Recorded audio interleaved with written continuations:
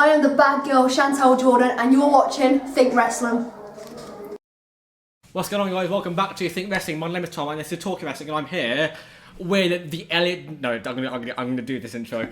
I'm gonna get it wrong, so you have to correct me on this. Alright. He would like me to remind you that his hairstyle is deliberately streamlined and aerodynamic. What? His beard, the shock-absorbing tactical master cushion. Yes. Correct. He's soon to be celebrating certain success in the VIP club of a night. In the VIP room of a nightclub you cannot get into. That's the one. That's the one. That's the one. 99% there just missed the two words. But you know what? That's the best I've ever done. No, it is. It's better than last time, yeah. It was better than that last time where you had to walk me through the entire thing. Oh, that's alright. Bless you, man. So this is a part 2. Actually, no, I'm going to put the phone on silent, which I took it off again because I'm an idiot like that. No. It is on silent. Oh, okay. I am prepared, you see. So this is part 2. We did part 1 at a Pro Wrestling Subjective last year, basically. Not last year. The year before, behind me. 2 years. God, it's been a while, hasn't it? So we did a part 1 at Pro Wrestling Subjective where he talked basically a bit about your streamline thing, basically. We talked about you with Nothing But Wrestling as well. So anything related to that. So we'll just do a quick recap of that, just because if there's people obviously watching this now who haven't seen that one. So we'll just do a quick recap of, first of all, the origin of the streamlined stuff. Don't go into detail because I can watch it back if I want to, but just for those who've not seen it yet. No, that's it. Yeah, literally just to be honest, the streamline aerodynamic came out of nowhere. Yeah. Can't remember exactly which show it was. It was a kamikaze one. Someone in the crowd, as always, shouted "bald" to me, and I just turned around and said, "It's not bald. It's streamlined and aerodynamic." Never said them two words together in my life before.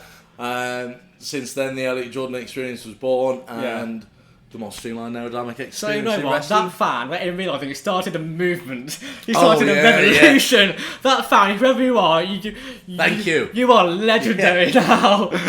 Thank you. I don't know what if I didn't have the streamlined aerodynamic, there'd be no ELLIOTT Jordan experience. Well, it's crazy. Well, there would just be a very different ELLIOTT Jordan experience. Be a lot different. And it might not even be because did the ELLIOTT Jordan experience come from the streamline stuff, or was that added after it or before it? I think I remember I said the streamlined aerodynamic bit. I think it was a few weeks before it was officially the ELLIOTT Jordan experience. Yeah. So I remember my gear at the time had the ELLIOTT Jordan experience right on the front. Yeah. But I was still just ELLIOTT Jordan back then. Yeah. And then me and my trainer, the Kamikaze Pro, Marshall X, we were just sitting there one time and he says, we need to reinvigorate the character. Yeah. We need to work on what the fans give it me, and they always give about the bald, the head. Yeah. So I thought, right, let's just take this streamlined aerodynamic and make it all about that. And I was like, you know what? I think a couple of shows before I'd start, I think I just said to someone, I was like, yeah, this is the ELLIOTT Jordan experience, like on my entrance things. Yeah. So I was like, you know what? Let's just do that. Yeah. I'll make the commentators say the ELLIOTT Jordan experience. Everything has to be that. Yeah. We had the announcement, the big spiel like you did. I think everything just kind of... I kind of did. Everything just came together, I think, after... Over a couple of week period, it all just came together and the ELLIOTT Jordan experience was born, Yeah, I mean... Did you ever expect that it would take off like it has? Because certainly it is. That is now. I mean, people now, even those who've never seen you before, know who you are because everywhere you go, you are that now. You are the streamlined, chop absorbing beard, whatever it is. I'm not going to do it again. That's ridiculous. No, that's it. I remember. So I used to do it it was mainly at Kamikaze where I was working at the time. And then as I started to get out to more places, I remember I was quite nervous because I was like, well, the Kami fans have seen me for a couple of years. They're the ones who've got the chants going and everything. And I was like, am I going to get this same reception at other places? Because they're not going to... there's plenty of wrestlers out there with bald heads and a beard. Yeah, it's not an uncommon look, is it? No... It made me quite nervous about the reaction I was going to get from the fans. Yeah. But it came. Yeah. Funnily enough, 2 weeks ago I wrestled at Southwest Wrestling. Yeah. I wrestled this guy called Bane. He comes out to, the Combine Harvester song. Yeah, I so do, it comes out to that kind of side. It was a really, really good match. Check him out, Southwest Wrestling. And he looks pretty much the same as me. Yeah. And I was like, am I gonna get the upside down chance? Yeah. Am I gonna get the baldy stuff? Still did. Like, it seems to just follow me around. It literally does follow you. And I have been at shows on occasions where you made your debut there, you've never been there before, and people are there without you even having to do anything, start chanting Baldy or that sort of thing at you, because they just know it at this point. It's such that's it, yeah. It's great. Wrestling fans are just bullies. They're all just bullies. Like, I can't help the way I look. Can't help this head. Well, you do, because to be fair, for every match I see you there shaving your head. Oh yeah. So I used you do to, kind of, I used to have like an electric shave that was specifically designed for heads, and I used to bring it to shows, and I'd just be in the backstage doing it, making sure it was all nice. You know what? The best thing to do to really add the next level to the whole bowl thing would be to come out, literally shaving your head, just come out, just doing that, giving it once over again. I might have to one time. I might have to. Oh, please do that. It's crazy because even like the last few weeks, like when you're out there in the ring, it's so hot. Yeah. And all the other guys who've got hair, it's fine for them because the sweat will be absorbed in the good. Yeah. For me, it just comes down and then it goes in my eyes and I can't see and things. Oh god. So. Like, you can rub it off with wrist tape and that, but it just doesn't have the same effect. Yeah. So I've had to wear the headband now, just to stop it from happening. Yeah. But I still get the ball chance and everything. Yeah. It's added like another dimension to it, which is nice. So I did notice when I started wearing the headband, and I was asked why you started doing it, because you weren't doing that before. It was literally just the bowl thing, so that makes a lot of sense now. It was a complete cosmetic thing, basically. Yeah. No, that's it. It works. It works for me. I mean, if it works, then it works. I mean, to be fair, I never really think sweat is that big a thing, but of course I'm not a wrestler, so I never have had to deal with it. But when you're obviously in the ring and getting in there, and cause it's different when you're at training. Let's say like we train in the unit's quite cold. Yeah. Obviously, when you've been training a while, you warm up and things, but it's nothing compared to in the ring. Like, you've just got all the lights shining down on you, and it's me and Luke both came out tonight. We were both just dripping. Like, no one teaches you that that's going to happen in wrestling. Like, it isn't nice, but it happens. Yeah. Yeah. I mean, there are some things you just have to. You can't teach. You just have to learn and sweating and adapting to the sweat level is one of those things. Unfortunately, isn't it? Oh, that's it. That's it. Oh god, but you know what though? I mean, I said earlier, your match against Luke Douglas was really good, and you know what? I'm a big fan of chops. Like a good chop. Yeah. I winced when you chopped Luke Douglas. I probably would though, because the sound is more important to me than anything. If a chop is just like that, then you sort of think, I mean, it can look stiff, but if the sound's up there, then you sort of think, well, how am I supposed to get behind that? If you chop someone and it sounds like they've just been whipped. That's it. Like, I've been chopped sometimes where they'll get you and excuse me, it won't make a sound. Yeah. And it'll hurt. Yeah. And it's just like, oh, why? It just made a nice sound. The crowd will appreciate it and everything, and it'll just be you don't mind it as much. Yeah. Like when Luke gave me one tonight, just the sound and everything. It's like, oh, yeah, that's it. You don't mind the little sting in that as much. Yeah. So, but yeah, you can't beat a good chop. I think the one where he was on top and I got him left. I heard makes that. A good and sound. I just sort of like crawled inside my own skin there. And I mean that in the best way possible. It sounded. Oh no, yeah. When I say it sounded atrocious, that's a good thing. It sounded horrible. Literally. It's good because obviously Luke's one of my best friends in wrestling and things, or just in life in general. So I'll be out there with him tonight. We did just kick each other in. Like, yeah, I saw it, and we went hard. Everything was harder. It didn't look like, because I've seen some weak chops and weak like forearm strikes. So I can tell the difference now. And well, you've took some. I've taken some. I can tell. Like I've taken some from like Corby's hurt like a bitch, and then I No. took one off Brandon Jordan, which I just stood there, just was not supposed to hurt. Oh, bless him. Tried being me at wrestling for one, I had to take him out. I think we took Oh about my 60. god, that was so... Oh, what a day. How What a exactly... day. Speaking of that, how exactly did that, like... Was that something that just in the middle of it, you just thought, let's do this, or was it discussed with Alex and Kane prior to that? To be honest, me and Kane, when we went into that match, we just thought, what can we do where we're just going to have a load of fun? Like, I mean, we had the confetti guns for a double down. That was good, yeah. I murdered the ref. We did all like the Rock and Stone Cold stuff. Yeah. It was big, and then when obviously the show was for charity. Yeah. I'm a hated man in that building, a hated man.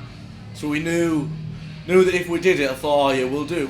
We'll just charge £1. Yeah. Maybe we'll get about a £5 or something out of it. It'll be a bit of fun for the match. Yeah. And then we get That's outside. not how it turned out, is it? Oh no. We get outside and I've never seen a bunch of people turn so violent in my whole life. Like the crowd does. And then there were, I think at one stage people were putting 5s and 10s in the bucket and that. God.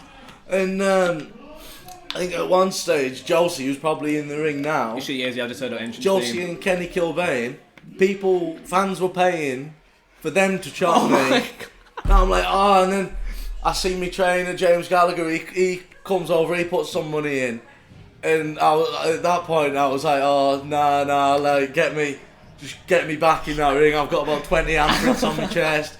He walloped me, but the best with this little kid. Yeah. Some little kid comes up to me, and he's got me, and they're obviously holding him out like that, and he's there, and he's 1, 2, and then he just stops and just slaps me around the chin, and I was just like, oh, you little, You mate, can't I could've say battered it. him.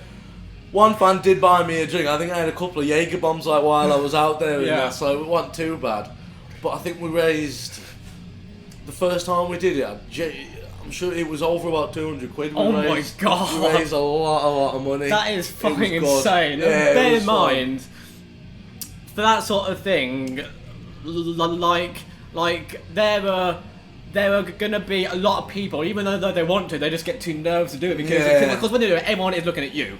You know, it's you and the person you're topping. So in that case, you. Yeah. So it's you and them, and for a lot of people, that'd be sort of like, I don't want to do it because I don't want the spotlight on me. So to do 200 quid It was good, was man. Yeah. fucking amazing. Like we'd started at £1 a chop, and then like I Yeah. said, people were just chucking money in there, and like Yeah. they weren't getting no change back, and they were getting the money's worth with the chops. So no, it I mean, was to be good. fair, there are people just literally just doing their like Yeah. that. So Oh yeah. I mean the match was probably. I think that was in time out, basically. The actual match was about 15 minutes. Yeah. But adding the being outside for about 20 minutes. Yeah. It were a long one, but it were a lot of fun. Like honestly, check this match out. Wrestling 4, not the last show, the show before. It was fucking was beautiful. great. I was there for that one and the most recent one then as well. Way did it again, didn't you? I think. Yeah, we did yeah. it again on that one. Yeah. And oh god. It was fun. It was fun. It's like literally, if you like, it'll be on a Turnbuckle TV, I think, won't it? If you weren't there, see it look on Turnbuckle TV. If you've not been there, you need to get. I'm hoping you'll do it for the next one. I mean, at this point, I think it's just a sort of. I think it's. Well, Kane isn't in my match. I'm facing. Oh no! I'm facing Kelly Six. Yeah. Alex Cupid and I can't forget the fourth guy. This is awkward. Kelly Six. I'll just name Alex everyone British Cupid. wrestling.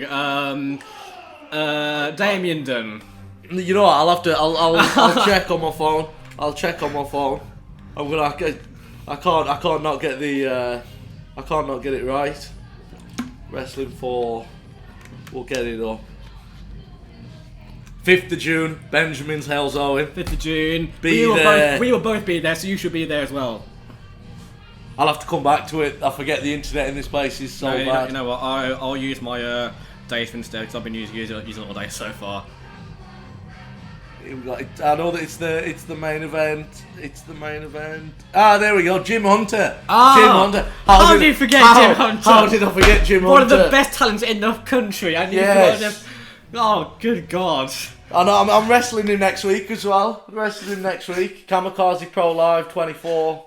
Tipton, Brook Street. You forgot. Oh my. The Blade versus the Hunter Brothers.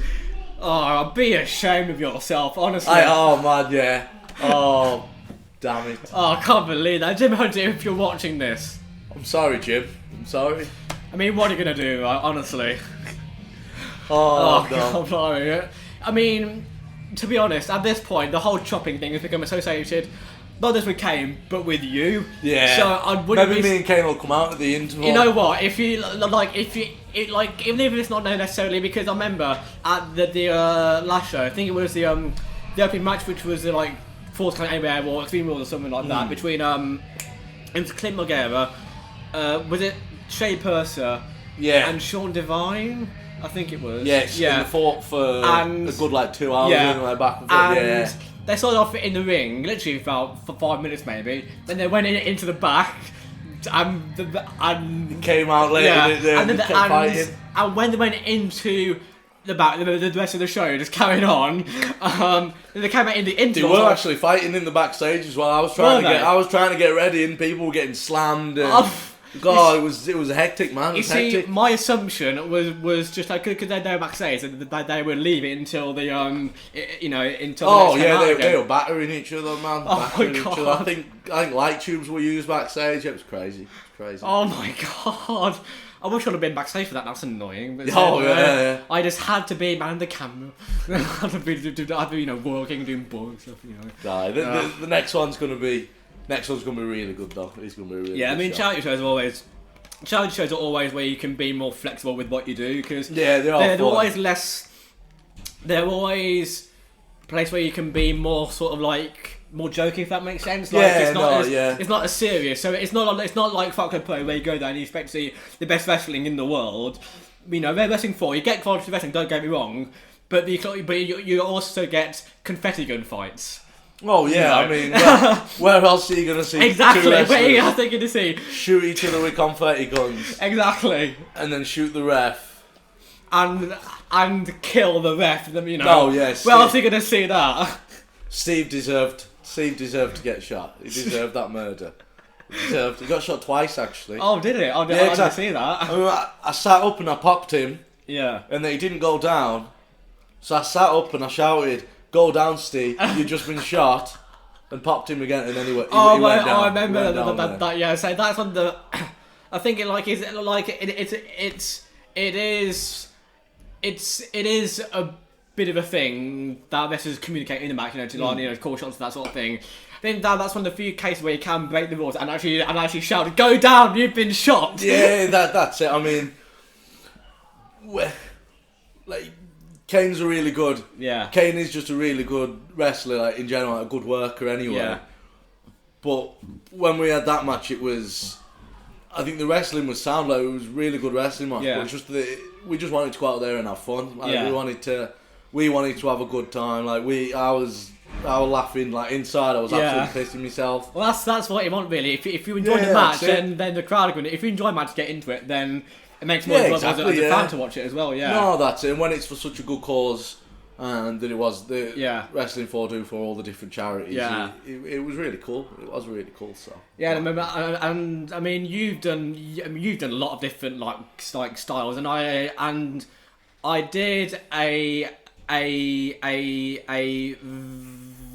video on your wrestling. Yeah, I saw it. It was a good video. Oh, thank you. And I was talking about how not only can you play the heel and the face, because you are a face in some places, aren't you now? Which I turned up at Shropshire Wrestling Alliance, the Academy. Yeah. I've been playing the face at both of them places. Yeah. It's good because I can still be the Elliott Jordan experience. I still do the whole streamline aerodynamic. Maybe I'm just not as much as a dick, I suppose. Not so much as a dick, and Yeah, it's good. I really do enjoy playing face sometimes as well. But like, it's nice. It's nice to be hated, and to have all the fun I can do with that. Yeah. But then to get to go to a couple of places and get to play as a good guy. Yeah. It is nice. It is nice. Yeah, because like I know obviously there are people who I mean. People have obviously got their preferences, you know. They might put, I mean, I would guess you prefer working a heel because you do it everywhere, and it's so much more you can do with it, isn't there? Yeah, I'm a lot more comfortable going out there and just because when on the Elliott Jordan experience, like tonight against Hook, it was. There's a whole cliche about turning your personality up to 100%, but I just imagine what's all the like the worst parts of my personality sort of thing, and I'll blow them up. But when I'm being the face, I don't have to do that. I can just. I'm a lot more like myself, sort of thing. I'm a lot more tone down the dickness and just have some fun, but still be the Elliott Jordan experience at the same time. Exactly, yeah. And I mean, I think that's like, because I mean, a face is basically just like I think it was Kane or Ryan Parrott who posted it. One or two Facebook comedians, basically, I refer to them as, and I think it was Kane actually, and he posted it was when you're backstage and you know that you're working face for that show, then you might tell the promoter that you're only comfortable working, working as a bad guy, and then and then he'll say, you should be doing this, you should be able to do both, and then it went on to like I think it was inside your own brain telling you, don't say let's do it, don't say come on, that sort of thing, and you go, let's go. The most cliche thing ever. Come on. I hate it when because if you're having to be in there and you're having to be like, come on, yeah, let's do it, come on, go. If you're having to, it's like you're begging the fans to come up for you. Just be yourself. Yeah. There's no need. Like when I was a face, I didn't go out there and went like, yeah, come on, let's go, woo, all this. I still did the exact same entrance I'd normally do, apart from on this one, I wasn't pointing at people and throwing some cusses out there and like, getting them hated. I was still the most streamlined aerodynamic experience in professional wrestling. Like sometimes you do, like a crowd like tonight. Sometimes you do have to try and like get them involved and bring them up and that. But I think the best faces are the ones where the crowd just naturally support them and the crowd are into it and they want to come. Yeah, they want you to win because they like you and things, not because you're begging them for it. Not because you're going, come on, support me, that sort of thing. Yeah. So I think what you say about work is only wanting to work one. I think in today's climate, you've got to be able to do both. Because so when I came to Shropshire, I was originally supposed to be in a different match, and I was just going to be my normal heel. But then because of an injury, I managed to get a title shot against Damien Dunn. Damien's the big heel at Shropshire. Yeah. So I had to work face, and I only had maybe about an hour's warning. It's like, okay, like let's do this. I know I can do it and things. Yeah. Obviously, there's all the times in training where you might just be playing a face for one reason or another.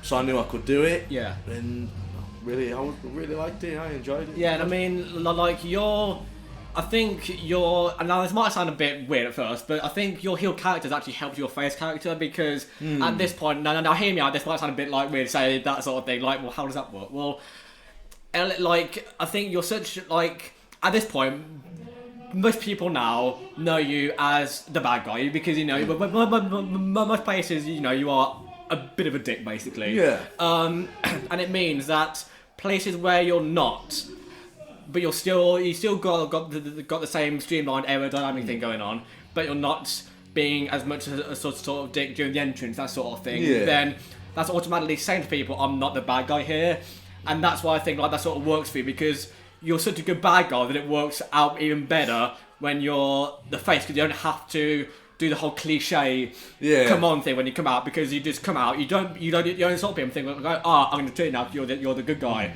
So that's what I mean by the heels helps out a bit, which might be a bit counterintuitive for some people. No, it's. I think it's all in the body language. Yeah. You can go out there as a you want to get yourself over as a bad guy. You could pull the guy's hair. You can do dirty stuff in the match. But like you saw tonight against Luke, didn't actually do anything healy. Like there was no using the ropes for leverage or pulling hair or low, it's just a really solid match with a clean finish. But it's the body language that you give out. Like obviously you'll have your personality things. I'll do the crowd up, but I feel from the moment you step through that curtain, within 10 seconds, the crowd are going to know whether you're a bad guy or a good guy because of the way your body language is and the way you're acting. Like you don't have to come out and high five everyone and do all. You know what I mean? You just don't need that. Exactly. You can just literally the body language. The body language and the way you're acting and things, and the way you do, just the way you move in the ring and things can tell people who you are, and they'll decide whether they won't like you or they hate you. Yeah. Exactly. Yeah. And I remember someone's opened the door, haven't they? Bear with me. Oh no, never mind. Maybe the music just got louder. I don't know. Because during your match with Luke Douglas, you were talking about the use of body language there, and there was one moment where you were on the floor doing what I would describe as sort of like similar thing to what Randy Orton does for the RKO. We used to like sitting in the face and like slapping him, that sort of thing. That's that's not an illegal move. It's not, but it's a heel behaviour. That sort of thing, because you're not ever going to see a face doing that, are you? No, that's it. You just being like, I'm just being a dick. Being an absolute. I've got my opponent down, showing arrogance. I'm showing off. I'm just being a dick, slapping his head and everything. It just lets the crowd know, like, this guy's a dickhead. Like, there's no need for me to be doing that. Exactly. But I'm doing it anyway. Just to really bring it home. I always think it's a really easy. I don't want to say cop out, because there are times when breaking the rules works really well and works better than not breaking rules, and is sometimes necessary to progress the story along.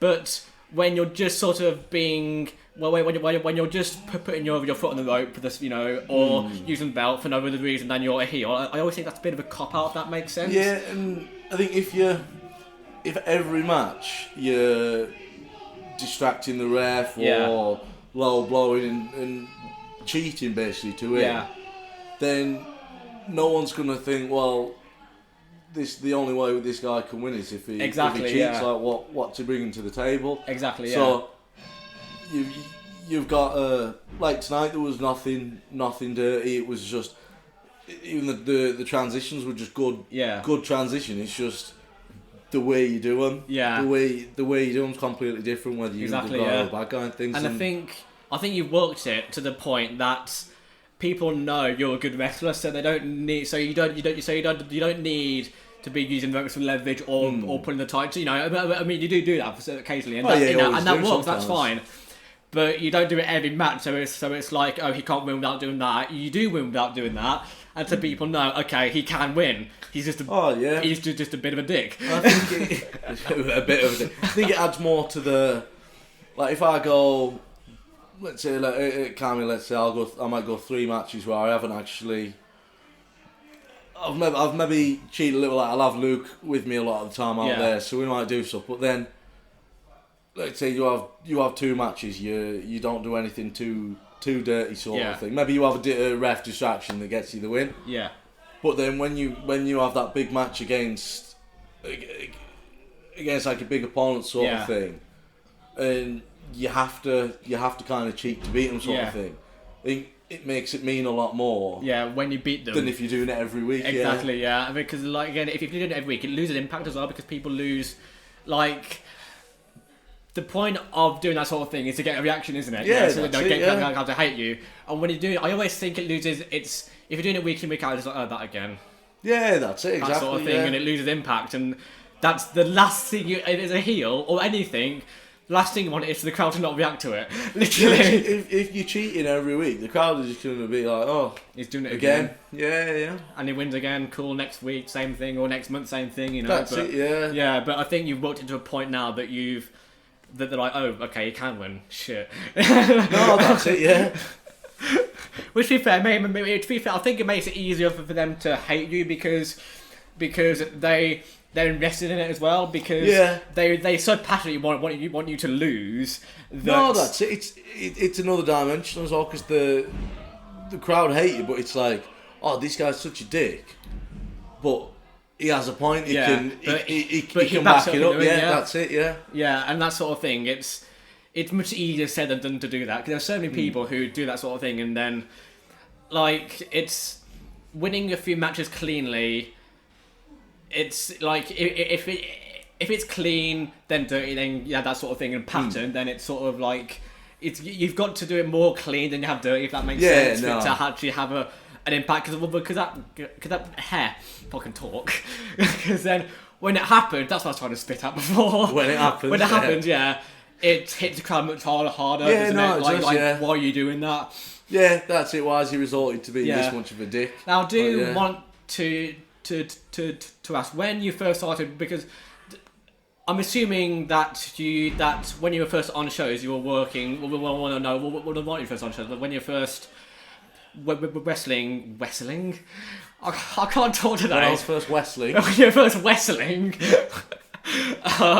As the ELLIOTT Jordan experience, not necessarily the stream thing, but just as whichever one came first. Now this is the story all about how my life got lifted upside down. I think that's Liam Perrin. I thought that was or RC Chaos. Yeah, I thought I was going to say it sounded more like RC Chaos than anyone. Yeah. Where was I? Oh, thanks, dickhead. What was the? Did you start out as a heel when you were first? Actually, yeah. You know, when you were first making your debuts on shows, you know, when you were literally first starting out to wrestle in front of crowds. Yeah, it was always a heel. Like, I think. I was gonna do my match, but then I got high. Who is that? Good song, bit of Afro man. So because the character that I debuted as was made to be a heel, like it was the Wulfrun Pro Wrestling ELLIOTT Jordan. So when I first started wrestling the Cammy, it was always a heel. The crowd hated me anyway. Yeah. And then when I was brought into other places, I was always just a heel. I think Shropshire. Yeah. Do believe Shropshire's the first time that I'd wrestled as a face. Yeah. In the UK, and that was last year. So that's after wrestling for 4 years. Yeah. I think when I'd gone to. I went to Malta, Poland and Prague, and when I was out there I was always a face. Yeah. But I was the English guy sort of thing, so it was that was fun. That was a lot of fun. But yeah, predominantly always been heel. Always been a heel from day one. I think as soon as I went through the curtain, the crowd just instantly disliked me. Instantly. I guess you're just a dislikable person. Yeah. Really, I was told, go out there, you're going to be a big face, and then I went out and got booed and was like, this is it now. Okay, so I'm a heel then. But you know what, though, I actually think that works out, because I know there's so many... I know there are so many people who put in this massive song and dance into getting a heel reaction from the crowd, and it almost seems a bit forced. And I know that's obviously, so you know, the more you do it, the better, the more natural at it you come. But the fact that you just go out there and just instantly without anything, you're like, what have I done? So exactly, I just go out there and get bullied all night, like something that's up. They're fans really mean, aren't they? No, they are. They're just bullies. Like bullies, be a star. Don't be a bully. That's what I say. Yeah. So then, what are you doing when you go out insulting people? Well, I only insult them after they've insulted me. Yeah, I just give it them back, man. Yeah. So actually, what you can say is they're the the fans are the real heels. You're there That's it, defending yeah, yourself. They're the heels. Exactly, yeah. I'm the good guy here. You're the good guy. I'm the guy who comes. You're through the curtain. victim. There you go. They're to bully you and hurt you and put They you wonder down. why I'm a dick in the ring. Exactly. When they're bullying me about the way I look. Like, that's not nice. Body shaming is not good. It's 2020. Not good. Oh God. I mean, to be fair, you make it work really well. So that's the No, main thing, yeah. I do. Like, I remember when I first lost my hair, I was like, oh no, I was 21 at the time, but I was like, oh shit, I'm bald. And then a couple of years later, people are chanting baldy, upside down head, Yeah. all them at me. And inside in the ring, I'm smiling, so I'm like, yeah, this is good. But Yeah. it does mean that throughout my whole wrestling career, this is it. I can't change. This beard won't be going anywhere anyway. You know, I would love but to it see at can't. some point in the future, not now obviously, but I would love to see you shave off your entire beard and start growing your hair out to see what people start. Whack! I can't grow out. That's the thing. It only grows at the back. Maybe one day I'll have to. One day if the beard ever gets taken off, I'll get like a wig, like a ponytail or something. Yeah. And then I'll come out and no one will know who I am. It'd be great. I think they'll someone know who you are. It'll just be a lot of confusion. Maybe they'll just go, what the bloody fuck has he done? Oh yeah. Well, where did that last night? He had a beard and was bald. Now he's got a ponytail. To be honest, I don't even think you need a ponytail. I think if you just shave the beard off, that'll do it. Oh, that'd be the shock factor. Yeah. Maybe one day. Oh, please. One day it might go, but not anytime soon. Not anytime soon. I mean, I'll have to put it on the line in a match or something. Like You're right. Wrestles. I don't know. Someone like, I don't know. Someone who is very sort of into the whole hair. Do a hair versus beard match. Oh yeah, someone with like a big top knot or 2K. something. Yeah. Could be massive like 2K or CJ Rawlings. That'd be a hair versus beard match. Well, because he's got the whole top knot thing, and then you lose, and that's it. Well, yeah, that'd be me gone. I'd have to get some new gear though. Call my gear's got me skull with a beard. Wreck me. You'll have to go for an entirely new character, won't you? That's it. That's it. Completely revamp everything. Pardon me. Door's open again, isn't it? It is, yeah. It is. Oh well, I can't be bothered to close it again. So actually, what I do want to ask is, because you mentioned that I will close the door. This is getting loud again, so. Chantal's just won a match. Oh no, never mind. The door's closed again now. Oh God, blimey, this is a nightmare.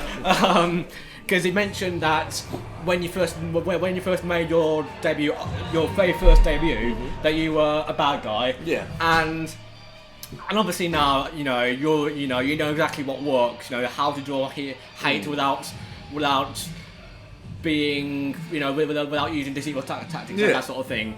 But was it always like that? Did you sort of start out as every time hit with the belt, feet on the ropes, or did it don't you think, no, I'm going to do this a different way? I think a lot of my early matches I would do a lot more heel and dirty stuff. I still do it. Oh yeah, a fair bit, but I think at the start to get that character over and to really bring it home that you're a dick and everything. Yeah. But then it's like probably it is the same, and like a lot of places I wrestle now, I've been working there for a while, so the crowd know who I am.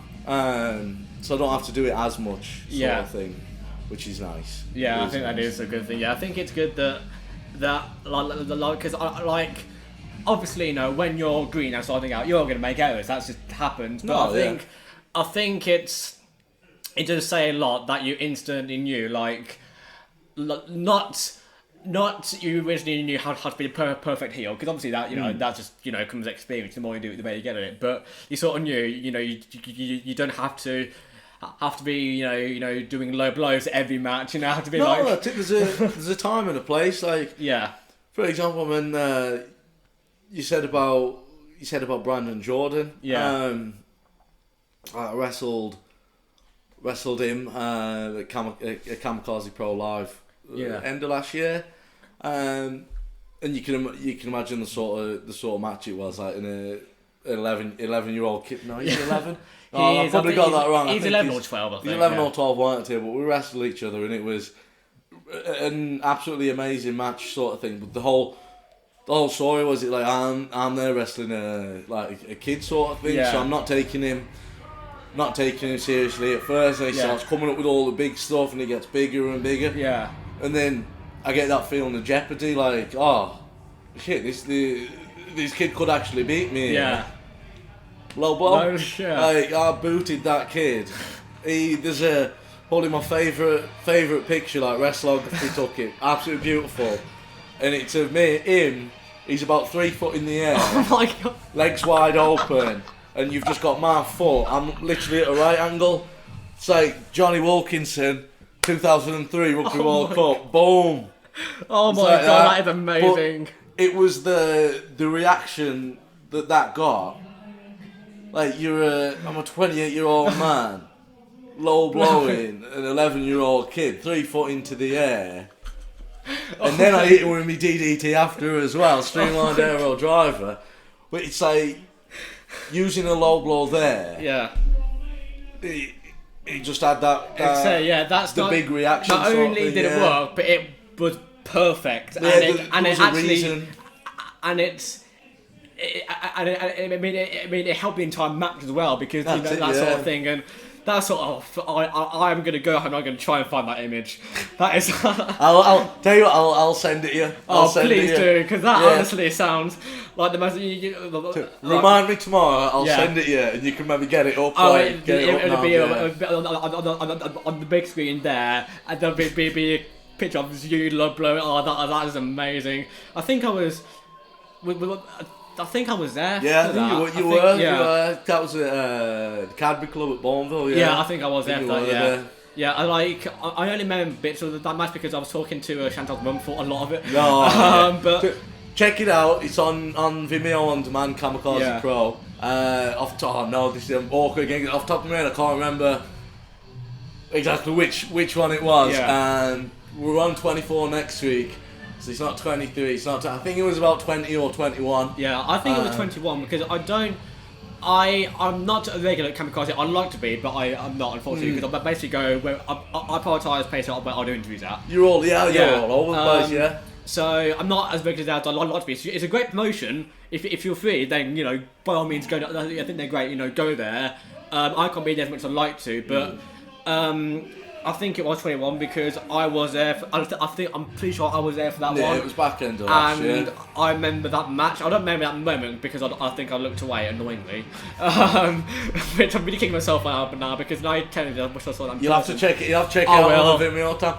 But you need to get yourself to one of the Kamikaze shows at the Mill. Oh yeah. At Digworth, like the venue is probably the best. Yeah. The best venue Kamikaze's ever been in. It's right in the centre of Birmingham as well. Like last time we were there for the Over the Top 7, it sold out. Yeah. We had to get more seats in and everything. Like it's the best atmosphere. Yeah. It truly was an amazing show. I mean, Kamikaze is renowned for that sort of thing, for creating. I mean, literally, you could have a crowd. Literally, I think like my first show there was when I was interviewing Chantal Jordan the first time, and that was, I mean, it was a decent sized crowd. It wasn't huge, it wasn't small, but they created more noise than I had seen of a crowd of over 100 people. Oh, I think there was maybe about 400, around about 400 there. Oh my god! At the last one, it was, and there were 400 loud people. I don't think there was any fan that was quiet at all during the show. But you know what? That's what you want, because that's nothing. And I say this as a fan, nothing hurts a show more than a quiet audience. Oh yeah. Genuinely, 100%. You can have the best match of your life. I've seen some fantastic matches. And the crowd just hasn't really gone into them, and I'm just there like, this is just awkward. It's annoying sometimes because you might be out there, and obviously as wrestlers we've got to be able to read the crowd and stuff. Yeah. But there's just some occasions where the crowd just aren't into it. They don't want to be there, and it does kind of make you feel a bit like, oh, I'm busting my ass in the ring for this for like no reason, basically. Yeah, you'll just cut things out and stuff like that. Exactly, they don't deserve it then. But it's very rare to have a crowd. It is, yeah. I running mean, down. I've like most shows that I go to now. Well, I'll say like pretty much all shows I go to now. Doesn't matter how big a small crowd is. You know, you get a reaction. Same. I actually can't remember the last time I wrestled in front of a crowd that wasn't really giving it and stuff and up for it. So it's good. I think it's because like most like a lot of the audience now is sort of like not so much wised up to it. Yeah. But they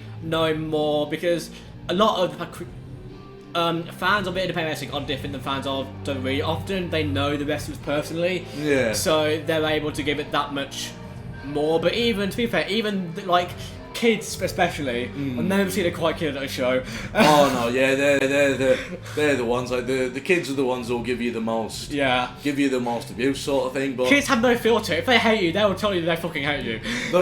What I love is though, like, is when you've got a couple of kids who they're into it and stuff and they're going wild. Yeah.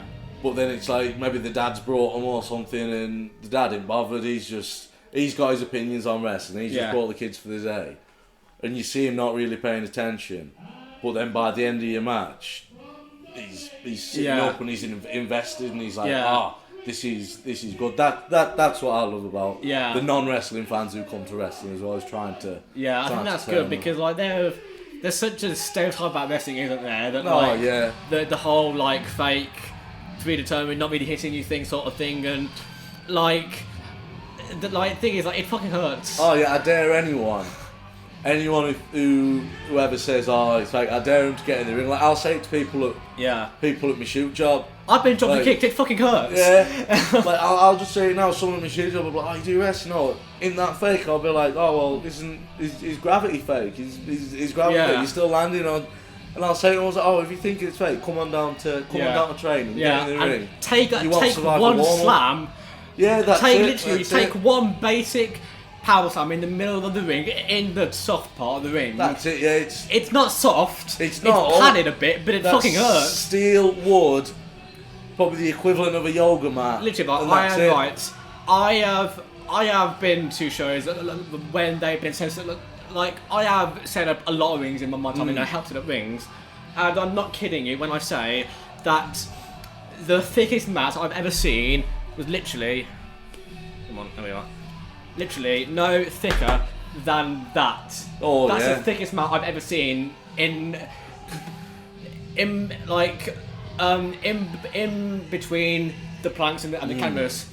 That's the thickest mat I've ever seen. People don't, but I think the people who have them opinions and stuff, they're just ignorant about it. But they are, yeah.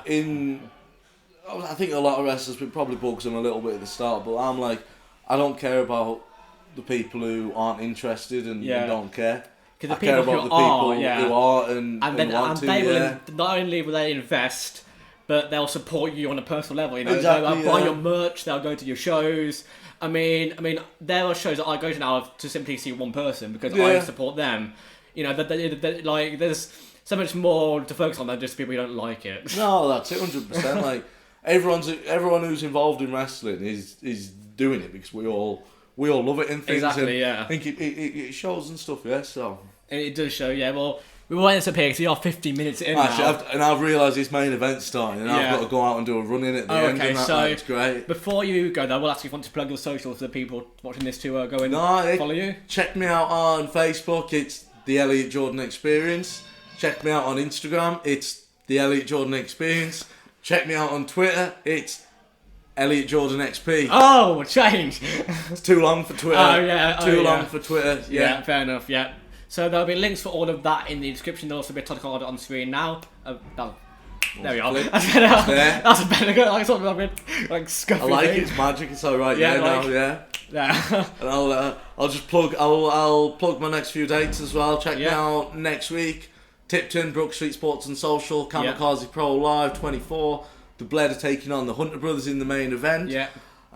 Next, I've obviously got more in between there, but the next announced.